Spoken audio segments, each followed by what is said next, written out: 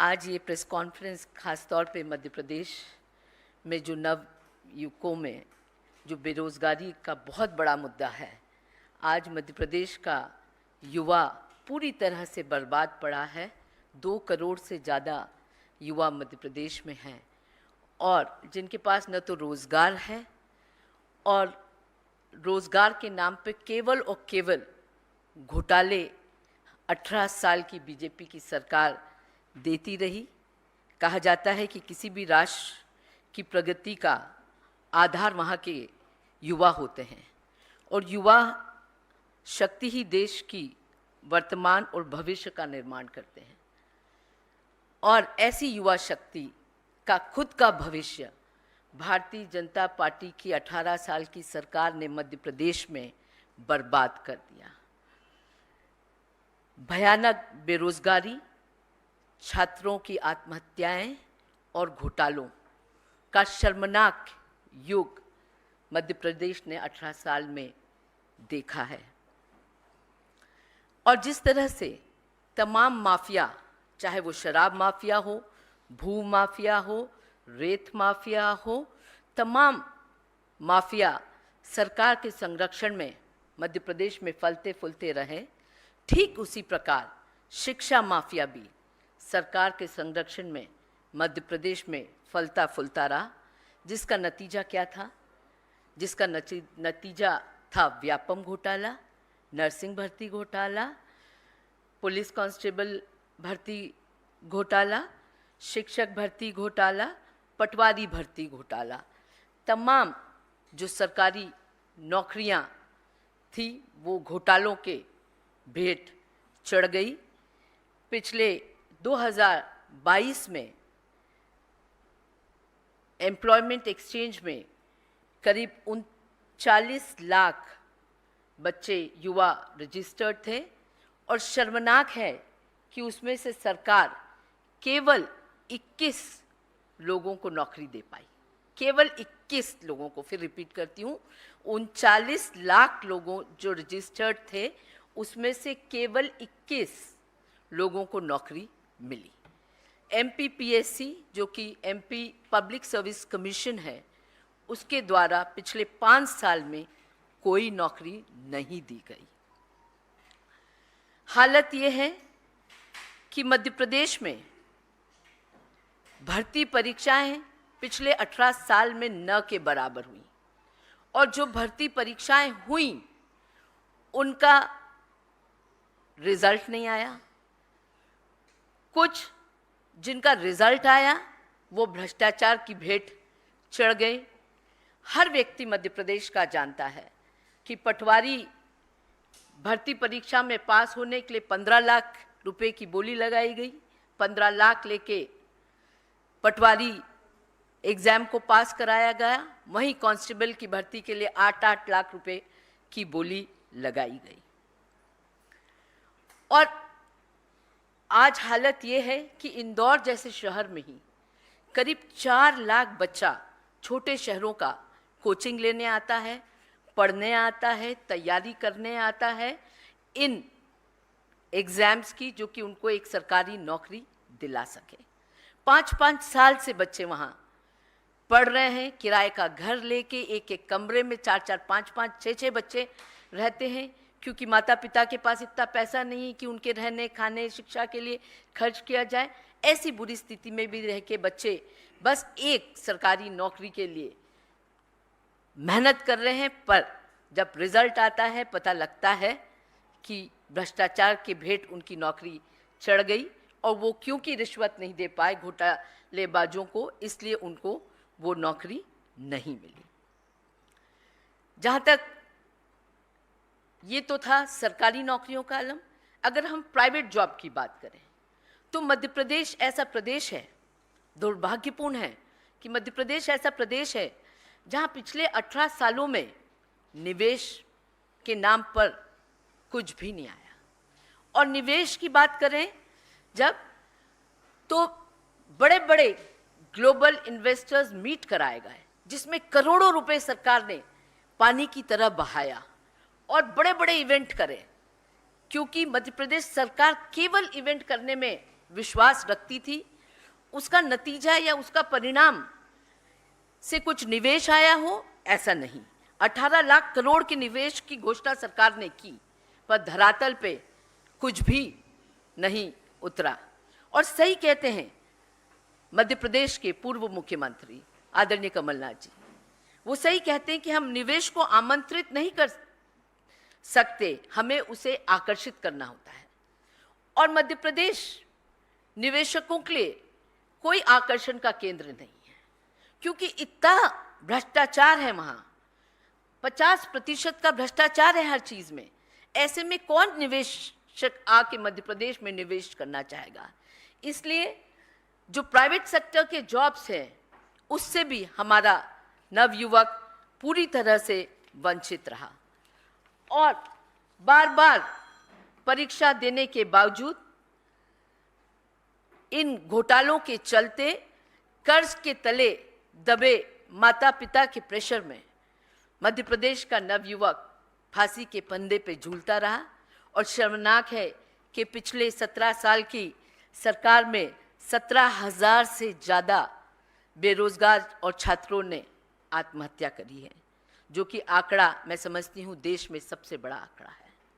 पूरी तरह से मध्य प्रदेश का नवयुवक और छात्र निराश हो चुका है। उनकी निराशा का आलम आप सोच सकते हैं, जब पटवारी परीक्षा में 6,000 पदों के लिए 12 लाख नवयुवक अप्लाई करते हैं और एग्जाम देते हैं, 12 लाख से ज़्यादा 6,000 पदों के लिए। और उस 12 लाख में 4 लाख से ज़्यादा ऐसे लोग हैं जो कभी BE हैं, BTech हैं, MBA हैं, अच्छी डिग्रियां लेने के बावजूद आज नौकरी के लिए, वो छोटी छोटी नौकरियों के लिए तरस रहे हैं।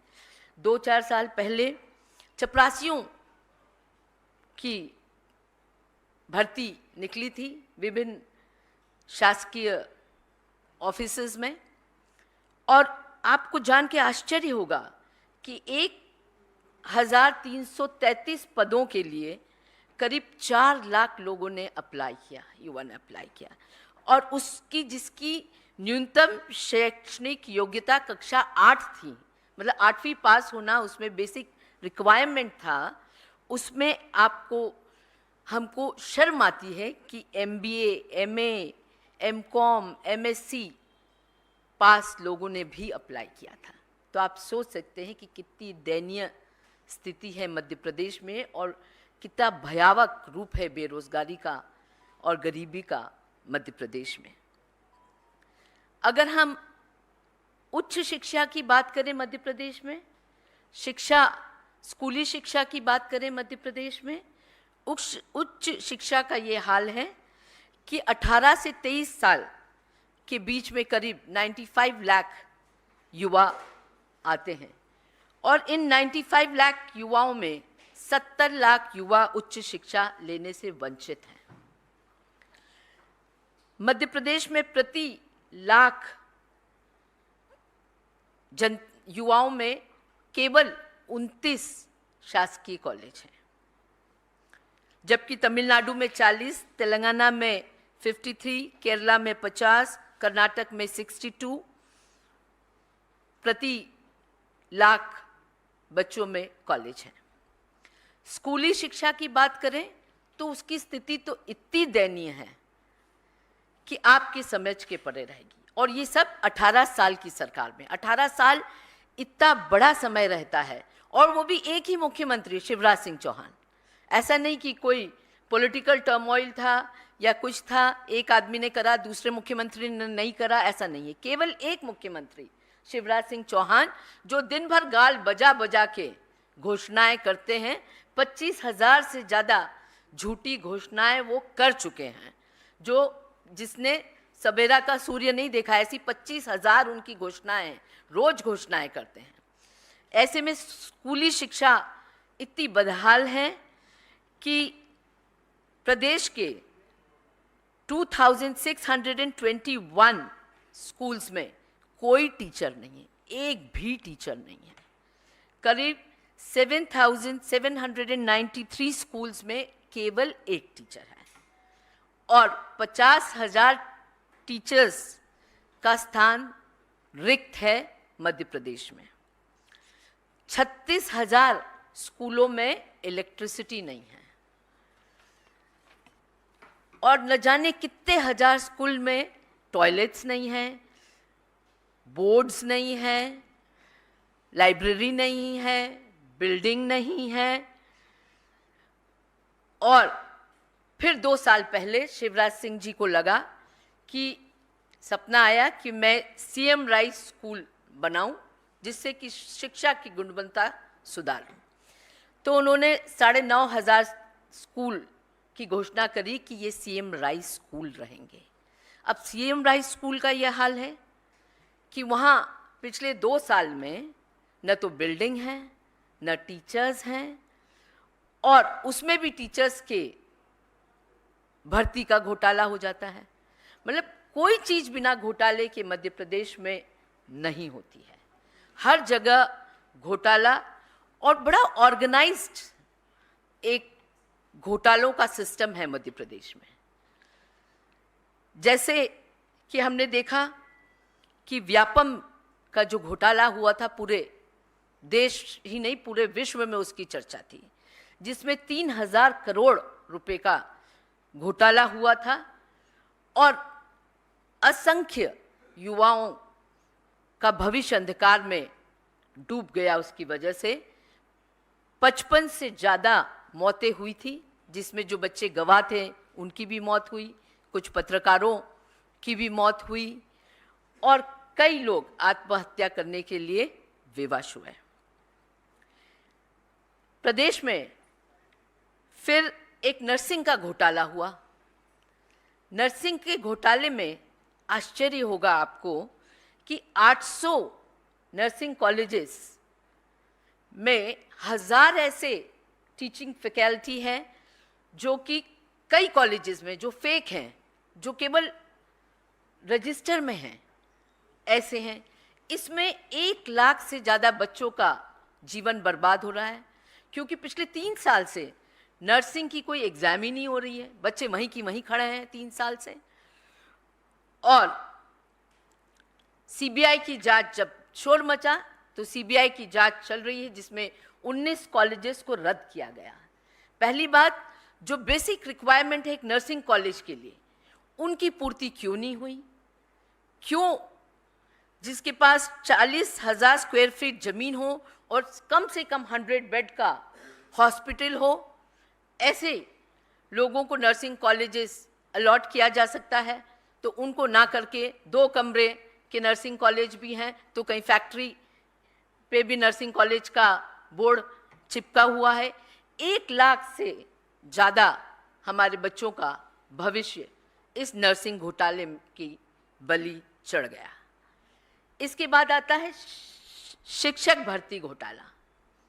अब शिक्षक भर्ती घोटाला का आलम यह है कि शिक्षकों की भर्ती हुई, बड़ा शोर मचा कि शिक्षकों की भर्ती हो रही है। जब इसमें देखा गया कि कुछ ज़रूरत से ज़्यादा दिव्यांगों की भर्ती हुई है, फिजिकली चैलेंज लोगों की भर्ती हुई है, और जब उसकी जांच हुई तो 184 चैलेंज लोगों की सूची की जांच हुई तो 66 उसमें सर्टिफिकेट्स फेक पाए गए, जिन्होंने बताया कि उनको सुनने में कहीं हेयरिंग प्रॉब्लम है और उसके नाम पे झूठे सर्टिफिकेट बनाकर ये उनको, मतलब विकलांगों की भी जो पद हैं उसमें भी घोटाला करने से ये सरकार नहीं चूकी, भारतीय जनता पार्टी की शिवराज सिंह जी की सरकार। और इस तरह से शिक्षक भर्ती घोटाला हुआ। पटवारी भर्ती घोटाला, ये तो व्यापम 2 था, बहुत बड़ा घोटाला था। और इसमें जब ये घोटाला पकड़ा गया तो पता लगा कि एक ही सेंटर एनआरआई कॉलेज ग्वालियर में, जो कि बीजेपी के एक विधायक कुशवाहा का है, वहाँ टॉपर्स 10 टॉपर्स में से 60 टॉपर उसी कॉलेज में एग्जाम देने के लिए बैठे थे, और यहाँ से 144 लोग भी सिलेक्ट हुए।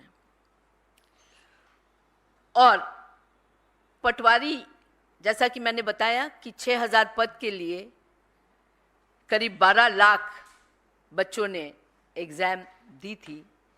वो लगातार सड़कों पे संघर्ष करते रहे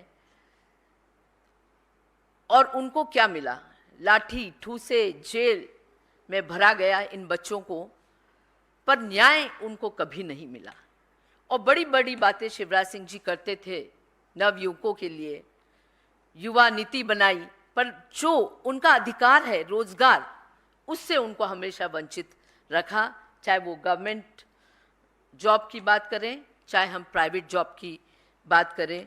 मध्य प्रदेश में ये बच्चे एग्ज़ाम में कई हज़ार रुपया खर्च चुके, हर बार नई फीस होती, एग्ज़ाम फीस भरनी पड़ती, फिर एग्ज़ाम होता, फिर कैंसिल होता, हज़ारों रुपए इसमें भर चुके, कई लाख रुपए उनके कोचिंग और उनके रुकने की व्यवस्था में उनके पेरेंट्स खर्च कर चुके।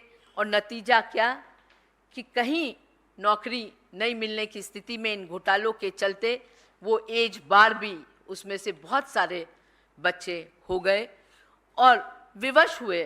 जब निराश हुए तो विवश हुए, अपने कहीं बेचारे मुंह दिखाने लायक नहीं रहे, क्योंकि इतना पढ़ लिख कर भी उनको जब नौकरियां नहीं मिली और घोटालों के बली उनका रोजगार चढ़ गया, तो वो उन्होंने फांसी के फंदे को चूमा, जो कि बहुत ही दुर्भाग्यपूर्ण है। और देखिए कि इन सब घोटालों की जहां जांच, जो कुछ घोटालों की जांच हो रही थी, वो सतपुड़ा भवन में उसके सब साक्ष्य थे, तो उस सतपुड़ा भवन में ही आग लगा दी गई। देखिए तमाशा, जिससे कि कहीं कोई घोटाला जहां भारतीय जनता पार्टी के मंत्री, मुख्यमंत्री, उनके दलाल लिप्त थे, कहीं उनका नाम ना आए, इसलिए उस सतपुड़ा भवन को ही स्वाहा कर दिया गया। और उस भवन के साथ मध्य प्रदेश के करोड़ों नवयुवकों के भविष्य को स्वाहा इस भ्रष्ट सरकार ने शिवराज सिंह की किया, जो कि बहुत ही दुर्भाग्यपूर्ण है। जहाँ तक कांग्रेस का सवाल है, आदरणीय कमलनाथ जी का सवाल है, हम बेहद संवेदनशील हैं नवयुवकों के भविष्य को लेके, क्योंकि वही मध्य प्रदेश का भविष्य है। और इन तमाम घोटालों की बलि जो उनका भविष्य चढ़ा है, इसको लेके हम बहुत संवेदनशील हैं। और हमने मध्य प्रदेश के नवयुवकों को विश्वास दिलाया है कि मध्य प्रदेश में कांग्रेस की सरकार, कमलनाथ जी की सरकार हर प्रयास करेगी कि आने वाले समय में जब हमारी सरकार आएगी तो हम इन तमाम घोटालेबाजों को उनकी सही जगह जेल पहुंचाएंगे। साथ ही हम इस बात को सुनिश्चित करेंगे कि मध्य प्रदेश में जो छाप लग गई है घोटालेबाजों सरकार की, उसको धो सके और इन बच्चों का भविष्य बचा सकें। आज कल ही आदरणीय प्रियंका जी परसों मध्य प्रदेश में थी, उन्होंने कांग्रेस की पढ़ो पढ़ाओ योजना की भी घोषणा करी है, जिसके तहत जो 1 से 8वीं क्लास में बच्चे पढ़ रहे हैं उनको 500 रुपये महीना की स्कॉलरशिप मिलेगी। ऐसी 9वीं और 10वीं में पढ़ रहे बच्चों को 1000 रुपये प्रति माह की स्कॉलरशिप मिलेगी और 11वीं और 12वीं में पढ़ने वाले बच्चों को 1500 रुपये महीना की स्कॉलरशिप मिलेगी। साथ ही हम वचनबद्ध हैं पूरी शिक्षा प्रणाली को सुदृढ़ बनाने के लिए आने वाले दिनों में, जिससे कि जो आज हमारा बच्चा मध्य प्रदेश में शिक्षा और रोजगार को लेकर पिछड़ गया है, जो पलायन करने के लिए मजबूर है, वो चाहता है कि अपने माता पिता के साथ रह के रोजगार करे, शिक्षा ले, पर हालत इतनी खराब है प्रदेश की कि वहाँ रह के सही शिक्षा पाना और रोजगार पाना असंभव है, इसलिए वो पलायन करने के लिए मजबूर है। तो ऐसे में हमारी पूरी कोशिश रहेगी कि हम अच्छी शिक्षा और रोजगार दोनों हमारे प्रदेश के युवा को उपलब्ध कराएं, जिससे उसको पलायन नहीं करना पड़े। मध्य प्रदेश का नाम दूसरे राज्यों के साथ आए, जहाँ जो जाने जाते हैं अच्छे रोजगार और शिक्षा के लिए, जैसे कर्नाटक, महाराष्ट्र, तमाम राज्य हैं जिनके नाम आते, तो हम भी चाहते हैं हमारा नवयुवक भी सर उठा के बोले कि हाँ, मैं मध्य प्रदेश से हूँ जहाँ अच्छी शिक्षा और रोजगार मिलती है। Thank you. अब आप कुछ पूछना चाहें तो इसी तक सीमित रहूंगी मैं, बेरोजगार और Ma'am, good afternoon. I'm Yeah. Sahil from ANI. BJP has filed a complaint with Election Commission over Priyanka Gandhi's poll promise, which she made in Madhya Pradesh, and the complainant did say that it's a violation of Model Code of Conduct, and also said it's a tempting announcement that has been made without any concrete plan, just to influence the voting. What do you have to say on that? देखिए, मध्य प्रदेश में BJP पूरी तरह से बौखलाई हुई है, उसको समझ नहीं आ रहा कि क्या करें। तो मैं कंप्लेनेंट से और भारतीय जनता पार्टी से पूछना चाहूँगी कि जो वो पूरे मध्य प्रदेश में, चाहे आप पेपर उठा के देखें, चाहे बिलबोर्ड्स देखें, सड़कों पे इतने बड़े बड़े बोर्ड्स, रेडियो हो, टीवी हो, तमाम जगह बहनों 10 तारीख आने वाली, बहनों 10 तारीख आने वाली, 1000 रुपये मिलेगा, 1200 रुपये मिलेगा, 3000 रुपया मिलेगा सरकार आने पे। वो क्या था? वो क्या था? जो आदरणीय प्रियंका जी ने अनाउंस किया है वो हमारे मैनिफेस्टो का एक भाग है, वो हमारे वचनों में से एक वचन है जो हमारी सरकार आने पे पूरी करेगी। पर जो भारतीय जनता पार्टी कर रही थी वो क्या था? वोट के बदले में नोट की राजनीति कर रही थी और अब अपनी बौखलाहट में वो ईसी के द्वार भाग रही है। अभी तो ईसी के द्वार रोज भागेगी भारतीय जनता पार्टी, क्योंकि रोज उनको तकलीफ रहेगी। जो वचन हम दे रहे हैं प्रदेश के लिए, हम उसके लिए कटिबद्ध हैं। पहले भी जब हमने पिछले 2018 में ये वचन दिया था कि हम किसानों का कर्जा माफ़ करेंगे, तो 27 लाख किसानों का हमने कर्जा माफ़ किया था मात्र 12 महीने की कार्यकाल में। 15 महीने का कार्यकाल था, 3 महीने उसमें मोरल कोड ऑफ कंडक्ट लगा था, तो 12 महीने में हमने किसानों का कर्जा माफ़ किया, 1 रुपये यूनिट बिजली देने का वचन निभाया, pension, social security pension double करी, तमाम चीज़ें जो हमने वचन दिए थे उसको पूरे किए। हम वो घोषणा मशीन नहीं है शिवराज सिंह जी की कि रोज़ घोषणा करो सवेरे और शाम को भूल जाओ। और हालत ये है कि मध्य प्रदेश का नवयुवक आज हिंदुस्तान में नंबर 1 पर है आत्महत्याओं में, जो कि बेहद शर्मनाक और दुखद है।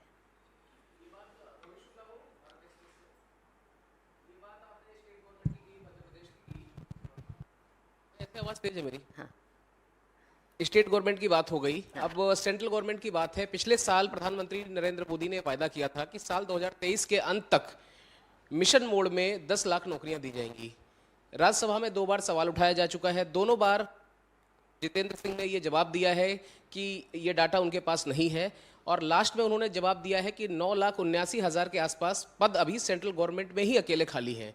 तो ये फेलियर आपको नहीं लगता कि सिर्फ स्टेट लेवल पे नहीं है, सेंट्रल लेवल पे भी है? देखिए, ये फेलियर तो पूरे सेंट्रल गवर्नमेंट का भी है, क्योंकि 2 करोड़ रोजगार का वादा हर साल का किया था।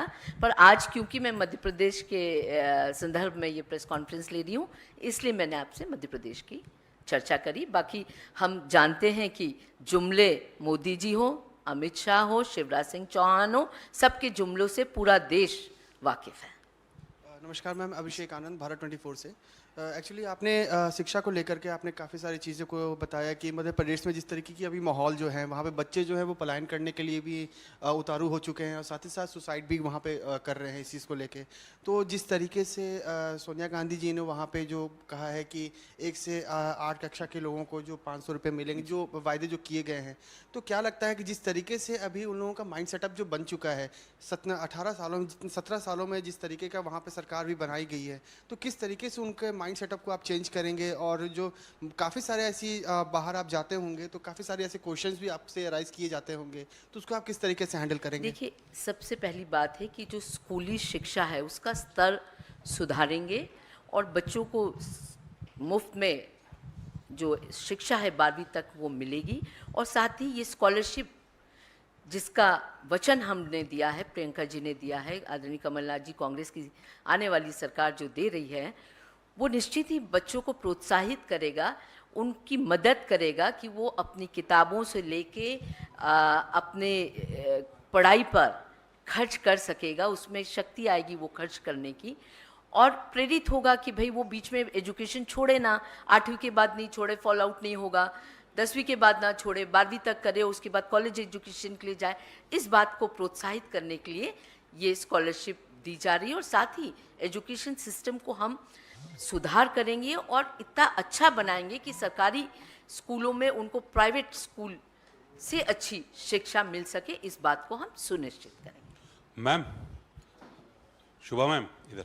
मैम, राज्य सरकार पे बहुत कर्जा है, लगातार आप लोग कह चुके हैं कि लगातार कर्जे ही लेके काम कर रहे हैं। आप लोगों ने वादा किया है कि जब सरकार में आएंगे तो महिलाओं के खाते में 1500 रुपए देंगे। अब ये शिक्षा की बात हो गई कि 500 रुपए, 1000 रुपए, 1500 रुपए। तो जब सरकार के पास पैसा ही नहीं है तो आप लोग अपने वादे कैसे पूरे कर लेंगे? देखिए, सब जानते हैं कि मध्य प्रदेश में को आज कर्जे में डुबा के रखा हुआ है। हर व्यक्ति के सर करीब 60,000 का कर्जा है, और ऐसे में आपका प्रश्न बहुत ही ठीक है कि हम इसे कैसे पूरा करेंगे। जब पिछली बार 2018 में हमने सरकार ली थी, तभी भी कर्जा था, हर व्यक्ति पे करीब 25-30 हज़ार का कर्जा हर व्यक्ति के सर था तभी भी, और जो हमने वचन दिया था कि हम किसानों का कर्जा माफ़ करेंगे, तो वो किया। और आदरणीय कमलनाथ जी ने बहुत साफ तौर पे कहा कि हम जो भी वचन देते हैं उसको इकोनॉमिकली कैसे वायबल होगा, उस पर स्टडी करके, टॉप इकोनॉमिस्ट लोगों से चर्चा करके, उसके बाद ही हम कोई वचन देते हैं। और साथ ही जो भारतीय जनता पार्टी का मेजर लीकेज है वो है भ्रष्टाचार। भ्रष्टाचार में जो योजना बनती है, एक तो इवेंट मैनेजमेंट में पूरा उसका 1/4 बजट इवेंट मैनेजमेंट में चला जाता है, और फिर 50% का भ्रष्टाचार हो जाता है, तो कुछ बचता नहीं है। तो जहाँ तक हमारा सवाल है, हमने पिछली बार भी ये कहा था, पिछली सरकार के दौरान 2018 में, और आज 2023 में भी हम खड़े होकर कह रहे हैं कि जो लीकेज है, चाहे वो भ्रष्टाचार का हो, चाहे इवेंट मैनेजमेंट में टैक्स पेयर्स का पैसा पानी की तरह बर्बाद करने का हो, इस पे जरूर रोक लगेगी। और हम इस बात का वचन देते हैं कि जो पैसा जिनके लिए है, जिस वर्ग के लिए है, उसी पे खर्च हो, इस बात के लिए को हम सुनिश्चित करेंगे। शुभा मैम, मनोहर केसरी, इंडिया न्यूज़ से। मैम मैम, आपने बोला 50% सरकारा की बात हो रही है, जिसकी वजह से बेरोजगारी और भ्रष्टाचार मध्य प्रदेश में बहुत ज़्यादा है। राहुल गांधी ने भी कहा है कि अगर ओबीसी लोगों को ज़्यादा अगर जातिगत जनगणना के आधार पर किया जाए तो उनको बेरोजगार नहीं रहना पड़ेगा। तो मेरा 2 सवाल हैं, क्या मध्य प्रदेश में जातिगत जनगणना कराया जाएगा या मैनिफेस्टो में आप लोग शामिल करेंगे? और दूसरा, रविशंकर प्रसाद ने ये कहा है कि राहुल गांधी को इंदिरा गांधी से सीख लेनी चाहिए, वो जातिगत मुक्त चाहती थी। ये 2 सवाल। देखिए, इसके एक सवाल पे मैं आपको बता दूं कि मध्य प्रदेश में कांग्रेस सरकार ने 27% ओबीसी आरक्षण का वचन दिया था, और साथ ही हम वचनबद्ध हैं कि जब हमारी सरकार आएगी अभी 2023 में, तो हम जातिगत जनगणना कराएंगे। इस बात का हम वचन देते हैं, और पहले भी हमने, पिछली बार भी हमने 27% ओबीसी को आरक्षण दिया था। सुबह मैम, जिस तरह से मध्य प्रदेश के मुख्यमंत्री शिवराज सिंह बार बार अपनी सभाओं में प्रधानमंत्री मोदी का नाम लेते हैं, उनकी तमाम योजनाएं गिनाते हैं, लेकिन प्रधानमंत्री अपनी किसी भी सभा में उनका नाम लेते हैं। दूसरा सवाल, जिसे शिवराज सिंह अब इमोशनल कार्ड खेल रहे हैं, बार बार कहते हैं कि बहनों मैं चला जाऊंगा तो बहुत याद आऊँगा, इससे कांग्रेस कैसे देखती है?